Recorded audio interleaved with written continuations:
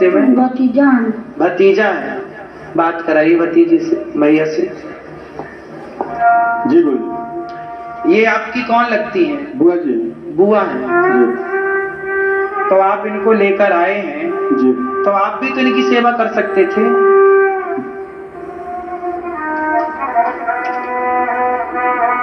आप भतीजे हैं, चलो इनका बेटा नहीं है जी। पति नहीं है परिवार में कोई नहीं है तो ठीक है, इंसानियत के नाते आप बेटा बन जाते, इनके बेटा बन के सेवा कर लेते, हमें कोई दिक्कत नहीं, हम तो माँ को रखेंगे।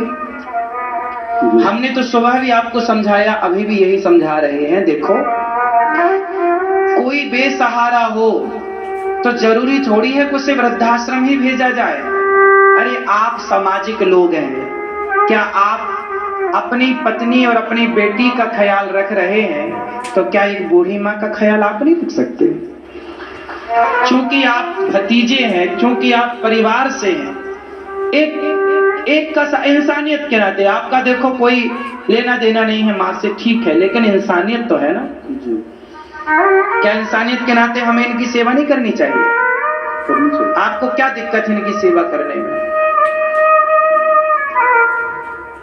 कोई दिक्कत नहीं है गुरुजी। जैसे पहले भी इनके पति के 10 साल हो गए खत्म हुए, तो ये अकेली रह रही थी, तो अकेले रूम में रहना मतलब हम लोग को उचित नहीं लग रहा था। खर्चा तो हम दे ही रहे थे इनका, तो इसलिए जो है हमने देखा कि ये अकेली रहेंगी तो कौन करेगा। तो यहाँ कम से कम हमको टीवी के माध्यम से पता चला कि भाई यहाँ अच्छी जगह है, अच्छी सुविधा है, तो हम जो है इनको फिर यहाँ लेकर के आए। ठीक है, हम तो आपकी बुआ जी की सेवा करेंगे ही, हम तो केवल आपसे ये कह रहे हैं। ठीक है, अब घर में सब लोग हैं, जैसे आपका बच्चा है, आपका परिवार है, तो क्या मैया परिवार के साथ घुल मिलती नहीं है, प्रेम से नहीं रहती? तो कमरे में ही क्यों रहना है? घर में परिवार में सब माँ की तरह रखोगे तो सबसे घुलती मिलती रहेंगी। क्या दिक्कत है?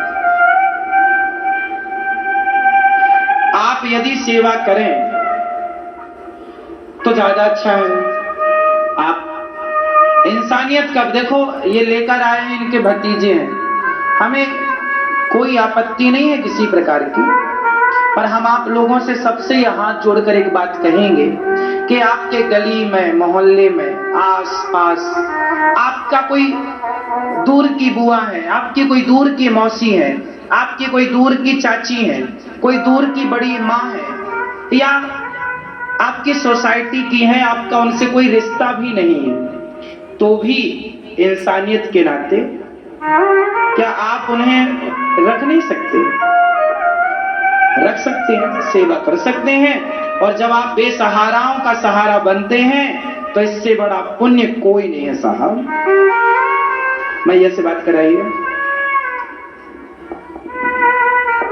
मैया, आप यहाँ रहने आई हो, अपनी मर्जी से आई हो? अपनी मर्जी से है। कोई दिक्कत तो नहीं है? तो आप के घर में आप सुखी थी, कोई सब ठीक था, या कोई कष्ट था, कोई दिक्कत थी आपको? जहाँ थी आप वहाँ सब दिक्कत थी कोई, या आप खुश थी, सुखी थी? मैं दुखी थी। आप दुखी थी? क्या दुख था आपको? बहुत ज्यादा दुख था, अकेली पड़ी थी। अकेली थी तो कोई आपसे बातचीत नहीं करता था? नहीं, मैं यहीं पर रहती थी। आपका नाम अभी वृंदावन में आई थी देखने। ठीक है, जी। तो आप यहाँ आए हैं रहने के लिए? जी। ठीक है, आप रहिएगा। आप यहाँ रहने का आपका, हमने आपसे कोई पैसे तो नहीं लिए अभी तक? रहने का आपका कोई शुल्क तो नहीं लिया हमने यहाँ? नहीं। गौरी गोपाल आश्रम में माताओं को रहने का कोई पैसा तो नहीं लिया आपसे हमने? नहीं। इन माओं को 1 रुपए भी इन माओं से लिया नहीं जाता, 1 रुपए भी शुल्क नहीं लिया जाता जो आप लोग सहयोग करते हैं। देखिए, जब उनका परिवार, भतीजा, पड़ोसी जब माताओं को यहाँ छोड़कर जाते हैं तो इन माओं की सेवा करने की जिम्मेदारी हमारी होती है। हम तो अपनी जिम्मेदारी निभा रहे हैं, है ना? जब हम अपनी जिम्मेदारी कैसे निभा रहे हैं? आप लोगों से मांग मांग करके। इसलिए आप लोग भी इन माओं के लिए सहयोगी जरूर बनना, केवल दर्शक ना बने रह जाना, सहयोगी बनना। इन माओं के लिए ना जगह नहीं है आश्रम में रहने के लिए, तो एक बड़ा आश्रम बनाना पड़ रहा है, ये वाला बड़ा आश्रम जिसमें 1000 माताओं के रहने की व्यवस्था हो सके। तो आप भी इन माओं के रहने के लिए जो आश्रम बन रहा है, इस आश्रम में एक कमरा आप अपनी ओर से बनवा कर माओं को भेंट कर सकते हैं। एक कमरे की छत आप भी डलवा सकते हैं इन माओं के लिए। आप भी इन माओं को सहयोगी बनकर छाया दान कर सकते हैं, और आप भी किसी एक माँ को रोटी देकर, जीवन भर रोटी देकर सहयोगी बन सकते हैं। एक माँ को गोद आप ले सकते हैं, किसी एक बूढ़ी माँ का सहारा आप बन सकते हैं। यदि आप लायक हैं तो किसी एक माँ का सहारा जरूर बने,